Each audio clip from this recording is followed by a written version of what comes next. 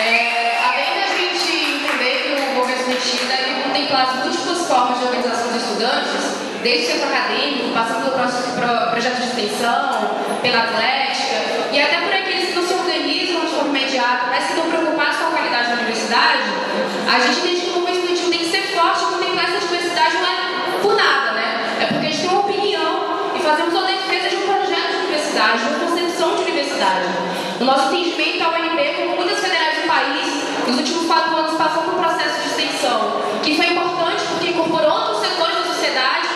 mas ao mesmo tempo lançou novos desafios para a universidade. É necessário que se debata a consolidação da expansão universitária no sentido de democratizar a universidade, permitir que setores historicamente impossibilitados de ter acesso ao ensino superior público no país